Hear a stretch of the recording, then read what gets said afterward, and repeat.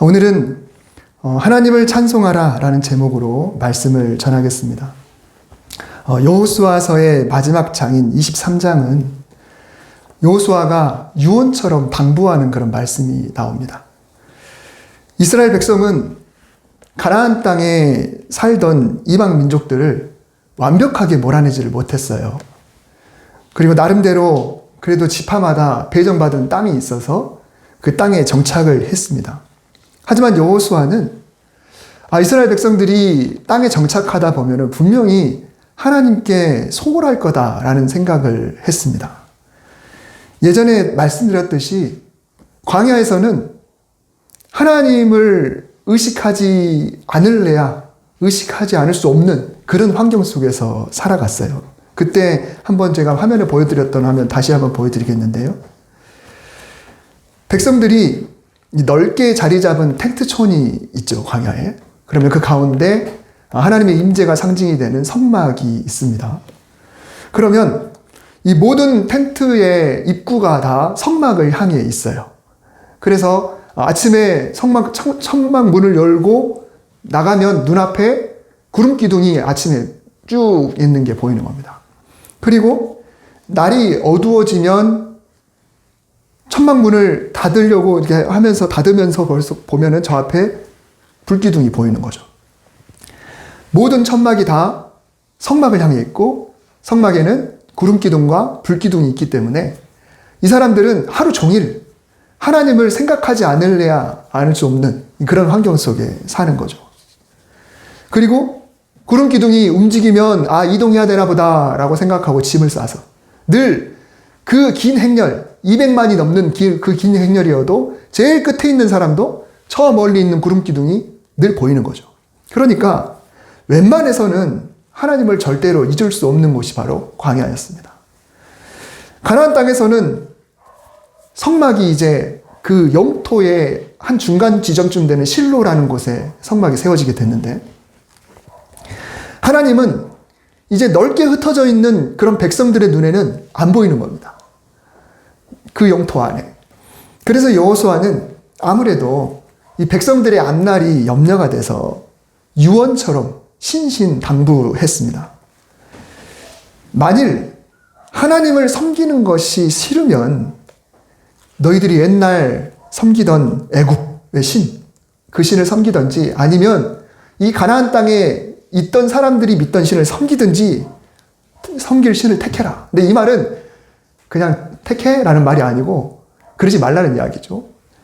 아니면 그러나 오직 나와 내 집은 하나님만을 섬기겠다라고 이야기를 했습니다. 그때 백성들이 대답하기를 우리가 절대로 하나님을 버리고 다른 신을 섬기지 않겠습니다 라고 맹세를 했습니다. 이 결의가 아주 대단했어요. 적어도 이 세대들이 있을 때는 그래도 이 약속이 지켜졌습니다. 그런데 사사기로 넘어가면서 그 세대들이 다 세상을 떠난 후에는 이 약속이 지켜지지 않았죠. 이 세대를 한 문장으로 이렇게 표현했습니다. 사람이 각기 자기의 소견에 옳은 대로 행하였더라. 쉬운 성경으로는 사람들마다 자기 하고 싶은 대로 했습니다 라고 번역했습니다. 자기 하고 싶은 대로 한다라는 말은 좋은 의미로도 요즘은 사용이 되죠. 하고 싶은 대로 마음껏 해봐. 남의 눈치 말고 보지 말고 자신 있게 해. 네 꿈을 네 마음대로 펼쳐도 돼. 요즘은 이런 격려가 훨씬 중요하죠.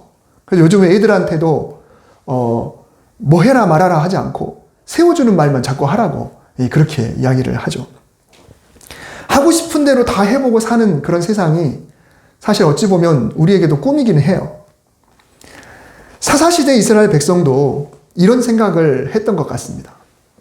하지만 하나님 보시기에는 이게 결코 좋지 않았어요. 왜냐하면 의도가 달랐기 때문에 그렇습니다. 내 꿈을 펼쳐봐라는 차원에서의 내가 하고 싶은 대로 하는 게 아니라 하나님을 등지기 위해서 내가 하고 싶은 대로 하는 거죠. 하고 싶은 대로 한다라는 것은 두 가지 부정적인 의미가 담겨 있습니다. 첫째는 적극적인 면인데 뭔가 해서는 안 되는 일을 마음대로 해버리는 겁니다. 나는 다른 신을 택하고 싶은데, 나는 저 사람의 땅을 좀 빼앗고 싶은데, 나는 저 여인과 안 좋은 짓을 좀 하고 싶은데, 나는 마음껏 타락하고 싶은데, 내가 마음껏 그냥 즐기고 싶은데, 나는 율법이 아니라 내 방식대로 그냥 내가 하고 싶은 대로 예배하고 싶은데, 실제로 사사기에는 그렇게 행동한 개인이나 또 어떤 성읍이나 그리고 심지어 한 지파 전체도 자기 하고 싶은 대로 일을 저지르는 사례들이 많이 나옵니다. 자기 하고 싶은 대로 한다는 말의 두 번째 부정적인 의미는 소극적인 면인데, 뭔가 해야만 할 일을 안 하는 겁니다. 하고 싶은 대로 한다. 해서는 안 될 일을 하는 것도 하고 싶은 거지만 해야만 할 일을 안 하는 것도 내가 하고 싶은 대로 하는 거예요. 그러니 자기 소견에 옳은 대로 살아가는 이 사사기 사람들의 모습을 보면, 야, 어떻게 하나님 믿는 사람들이 그럴 수 있어 라고 생각해 볼 수 있지만, 사실 오늘날을 살아가고 있는 우리 기독교인들, 우리 성도들도 내가 해서는 안 될 일인 것 같은데 그냥 내가 하고 싶은 대로 일을 하기도 하고, 또 성도로서 꼭 해야만 하는 일임에도 불구하고 안 하는 경우들도 있습니다. 오늘 추수감사절을 맞아서 지난 11개월 동안 나는 과연 하나님 앞에서 어떤 성도였는지를 한번 돌아볼 수 있었으면 좋겠습니다. 오늘 본문의 주인공 드보라라고 하는 사람은요, 사사들 중에 유일한 여자 사사입니다. 당시에 이스라엘을 괴롭혔던 가나안 왕의 가나안에 야빈이라는 왕이 있었고, 그의 군대 장관 시스라라는 사람이 있었는데, 그들이 이스라엘을 쳐들어와서, 북쪽으로부터 쳐들어와서 이스라엘을 괴롭혔습니다. 그 당시에 이 야빈 왕에게는 900대의 철로 만든 병거가 있었습니다. 오늘날로 말하면 총만 가지고 있는 나라에 탱크 900대가 쳐들어왔다라고 생각하면 돼요. 그러니까 이거는 말도 안 되는 어마어마한 국방력이었던 거죠. 야빈 왕은 무려 20년 동안이나 이스라엘을 괴롭혔습니다. 그래서 드보라는 그 북쪽 지역에 있던 지파의 바락이라는 사람을 불러들여서 그 사람에게 사명감을 불어넣어주고, 그 사람으로 하여금 군대를 모으게 해서 12지파 중에 다른 지파들은 참여하지 않았고, 북쪽에 있는 스불론과 납달리 단 2개 지파에서만 병사가 10,000명이 모였습니다. 그래서 이 10,000명이 철병거를 상대하러 나가는 거예요. 근데 하나님께서는 헌신하는 그 사람들의 모습을 보면서 당신이 먼저 개입을 하셔요. 그래서 이 적군들이 자기들 스스로 그냥 혼란에 빠지도록 합니다. 그러니까 그들이 혼란에 빠져서 무기를 다 버려두고 철병거도 다 버려두고 그냥 도망가는 거예요. 그러니까 이스라엘 백성들은 그냥 뒤로 따라가면서 이삭죽기 하듯이 뒤쫓아가면서 적들을 제압을 했던 거죠. 적의 지휘관 시스라는 평소에 자기 나라하고 화친의 관계에 있었던 헤벨이라는 사람의 집으로 피신을 했습니다. 나를 좀 숨겨두시오. 이 집은 자기하고 평소에 사이가 좋았으니까 거기서는 마음 편히 잠을 자는 겁니다. 근데 그 헤벨의 아내가 이 잠자는 사람의 머리에다가 말뚝을 박아서 죽여버리죠. 그렇게 해서 그 전쟁은 완전히 끝나게 됩니다. 이렇게 기가 막힌 승리를 맛본 후에 드보라와 바락이 함께 하나님께 찬양을 올리게 됐는데, 그 찬양이 바로 이 사사기 5장입니다. 사사기 5장은 그 노래가 그냥 쭉 나와요. 이 내용을 보면 당연히 이 전쟁을 승리하게 하신 하나님을 찬양하겠죠. 그리고 적의 지휘관을 죽였던 그 여인에 대해서도 칭찬하면서 노래를 합니다. 그리고 드보라와 바락을 스스로를 격려하기도 해요. 그리고 적의 장수를 막 조롱합니다. 이런 찬양의 내용들이 보면은 그런 내용들로 가득 차 있어요. 그리고 하나님이 자연현상을 움직이신 부분들까지 다 이렇게 들어있습니다. 그런데 특별히 이 노래 중에는 찬송하라라는 표현이 딱 3번 나옵니다. 그러니까 이 사사기 5장 전체가 하나님을 찬양하는 내용이긴 하지만 그 중에 찬송하라라고 그 표현이 들어있는 건 딱 3번이 나와요. 먼저는 본문 2절에 보면 이스라엘의 영솔자들이 영솔하였고 백성이 즐거이 헌신하였으니 여호와를 찬송하라. 그리고 3절에 너희 왕들아 들으라, 통치자들아 귀를 기울이라. 나 곧 내가 여호와를 노래할 것이요 이스라엘의 하나님 여호와를 찬송하리로다. 또 9절에 내 마음이 이스라엘의 방백을 사모함은 그들의 백성 중에서 즐거이 헌신하였음이니 여호와를 찬송하라. 이 세 구절에만 찬송하라라는 표현이 나오는 거예요. 이 세 구절에는 비슷한 인물들이 등장을 합니다. 2절에는 영솔자, 3절에는 왕들과 통치자, 그리고 9절에는 방백들이 나옵니다. 쉬운 번역어를 참고하자면 이들은 사령관, 지휘관, 통치자, 왕족, 성주 뭐 이런 사람들을 말해요. 그러니까 이들은 각 지파나 가문이나 또 어떤 성의 리더들에 대한 그 호칭들이죠. 백성들을 이끌어야 되는 위치에 있는 사람들이 나와요. 사사기 5장의 다른 노래 가사들과는 달리 유독 리더들에 대한 부분에서만 하나님을 찬송하라라는 표현이 별도로 붙어 있는 겁니다.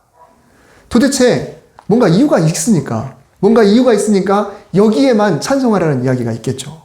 물론 내용 전체는 하나님을 찬양하는 내용이지만 구체적으로 찬양하라라고 언급했으니까, 그러니 하나님을 찬송하라라고 표현해야 될 특별한 이유가 뭔가 있다는 거죠. 우리가 하는 말 중에 무엇 답다라는 말이 있습니다. 무엇 답다. 이 사회생활에서는 누구에게나 적용해 볼 수 있죠. 누구에게나.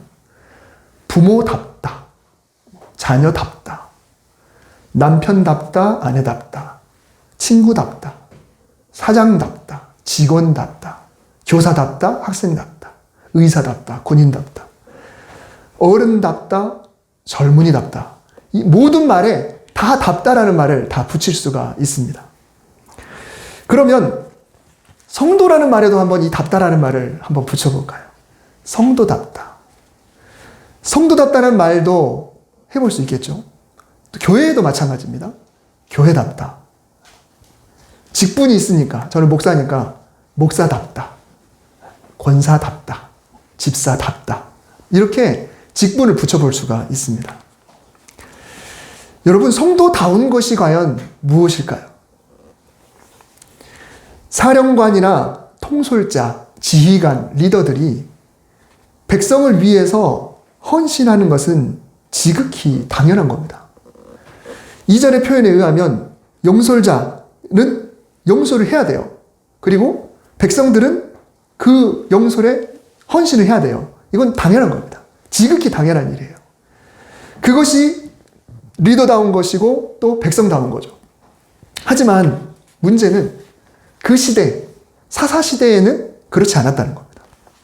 사람들이 저마다 자기 옳은 대로 행하던 시대, 내가 하고 싶은 걸 하고 하기 싫은 건 안 하던 그런 시대, 하지 말아야 할 일인데도 하고 싶으면 해버렸고 꼭 해야만 할 일인데도 하기 싫으면 안 해버렸던 그런 시대가 바로 사사시대였어요. 자신이 어떤 위치인지를 망각하고 그저 생각한 대로 하고 싶은 대로 하는 그 시대가 바로 사사시대였습니다. 그러니 드보라가 볼 때 지휘자가 지휘를 한 그 일이 너무 귀한 거예요. 지휘자가 지휘자 다웠더니 그게 너무 귀한 거예요. 백성이 백성다우니까 그게 너무너무 감사할 거예요. 그래서 그 구절들에만 하나님을 찬송하라 라는 표현을 특별히 집어넣는 거죠. 지도자는 당연히 백성을 이끌어야 되고 백성은 당연히 지도자의 지휘에 따라야 되는데 그 일이 일어났을 뿐이에요. 근데 그게 하나님께 감사해야 될 노래 제목, 하나님께 찬양해야 될 노래 제목이 돼버린 겁니다. 10여 년 전에 제가 서울에서 부목사로 있을 때 중고등부도 함께 담당을 했었어요. 여러분, 저하고 뭐 일상적인 대화는 평소에 잘 안 나누니까 잘 모르시겠지만 제가 굉장히 재밌는 사람이거든요. 농담도 많이 하고 애들하고도 참 재밌게 이야기 많이 합니다.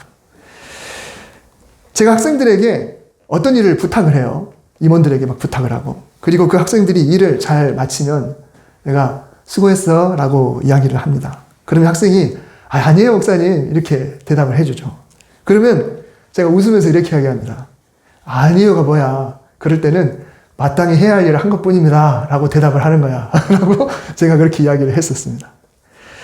마땅히 해야 할 일을 한 것뿐입니다 라는 이 표현은요, 예수님께서 비유 중에 사용하신 표현이에요. 한 종이 있었죠. 밭에서 종일 일을 했습니다. 하루 종일 밖에서. 그리고 겨우 이제 마치고 지쳐서 집에 돌아왔는데 집안에 있던 주인이 왔냐고 빨리 밥 차리라고 나 배고프다고 이렇게 이야기를 하는 거예요. 그러니 이 종은 얼마나 솔직히 마음이 그렇잖아요. 자기가 하루 종일 밖에서 일하고 왔는데 들어오자마자 주인은 손가락 하나 까딱 안 하고 나오기만을 기다리고 있는 거예요. 밥 차려줄 나를 위해서. 그러면 종은 몸이 천근만근이어도 빨리 저녁을 준비해서 주인에게 내놓습니다. 근데 예수님께서 그렇게 이야기하시죠. 그렇다고 해서 주인이 고맙다면서 종에게 뭔가 특별하게 감사하다고 표현하거나 혹은 사례를 하겠냐. 오히려 예수님은 마땅히 해야 할 일을 한 것뿐입니다. 우리는 무익한 종이에요.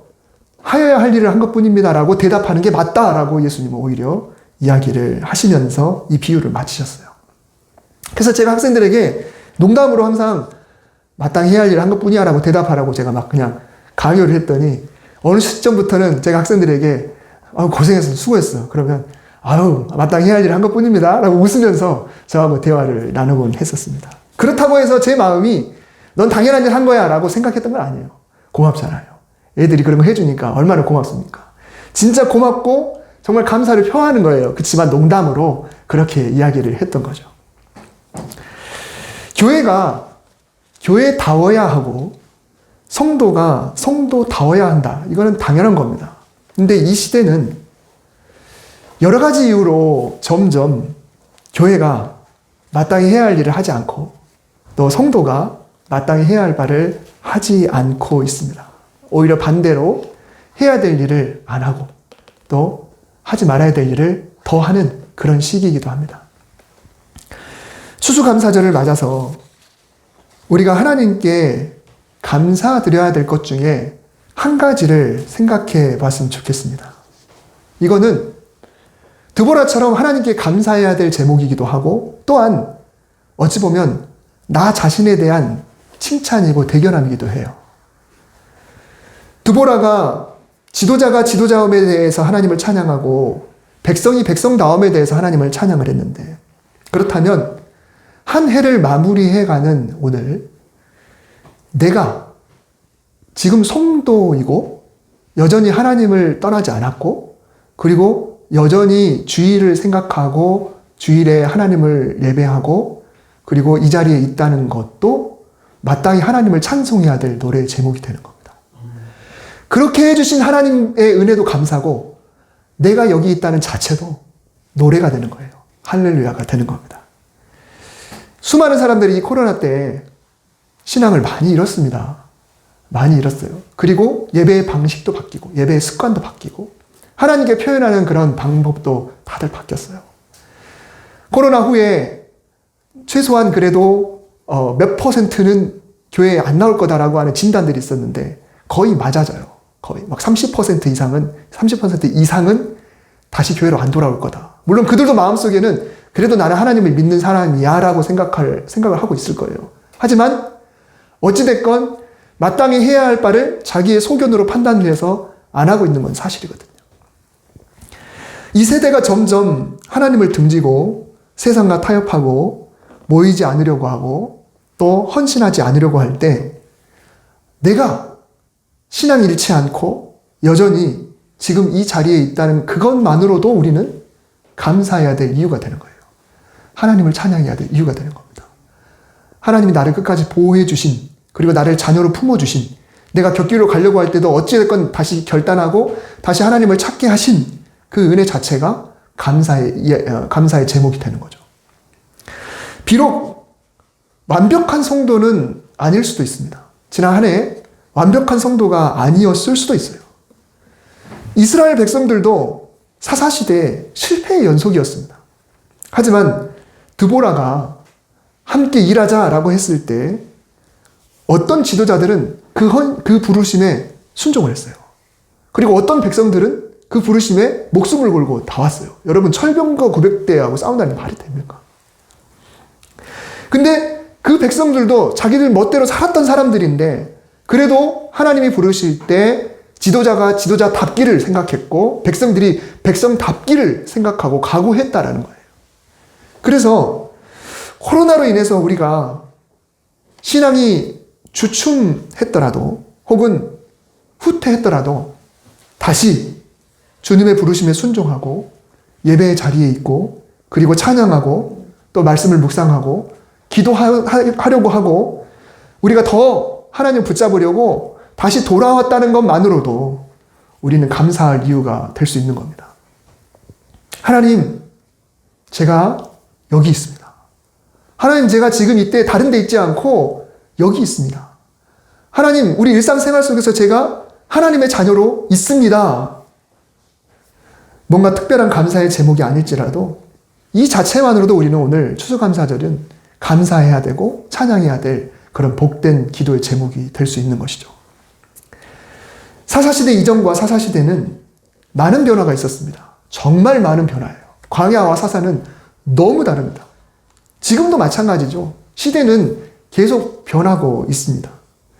그러면서 신앙의 방법도 변하고 있어요. 지금의 교회도 과거와 많이 달라졌습니다. 여러분, 옛날 예배들을 한번 생각해 보세요. 옛날의 신앙생활. 저도 나이는 얼마 안 되지만 그래도 모태신앙이다 보니까 그리고 시골에서도 신앙생활 해봤다 보니까 그분들이 신방받을 때 어떤 마음으로 받았는지가 다 기억나요. 그분들이 부흥회를 기다릴 때 얼마나 사모했는지 이게 다 기억이 나요. 옛날 어르신들이 어떻게 새벽제단을 쌓았고 어떻게 하나님께 예배했고 어떻게 헌신했는지 그게 다 기억이 나요. 지금은 시대가 많이 변했죠. 지금은 그렇게 잘 못합니다. 하지만 하나님은 아무리 시대가 변해도 교회가 교회다워야 된다. 그리고 성도가 성도다워야 된다라고 한다는 그 말씀은 우리가 변치 않기를 원하세요. 추수감사절을 맞아서 나는 과연 어떤 성도인지를 돌아보고 당연한 성도임에 그 자체만으로도 감사할 수 있어야 합니다. 제가 여전히 성도임이 하나님 감사입니다. 제가 여전히 하나님을 찾는다는 게 감사입니다. 여전히 주중에도 어떤 일이 있으면 하나님께 기도하게 된다는 게 얼마나 감사입니까? 늘 감사하는, 마땅히 해야 할 바를 할 수 있는 그런 성도, 복된 성도가 될 수 있기를 주님의 이름으로 축복합니다. 기도하겠습니다. 하나님, 코로나 3년차 이 추수감사절에 우리가 하나님을 예배하는 자리에 있게 하시니 감사를 드립니다. 하나님 앞에 우리가 복된 성도로 믿음 안에 살아갈 수 있도록 주여 도와주시고 주님 앞으로도 늘 하나님을 찬양하고 높이면서 그렇게 신앙생활을 해나갈 수 있도록 주님 역사하여 주시옵소서. 주님 추수감사절 정말 주님 앞에 온 마음과 정성을 올려드립니다. 기쁘게 받아주시고 이 감사가 우리 삶 속에 계속 이어지도록 도와주시옵소서. 예수님의 이름으로 기도드립니다. 아멘.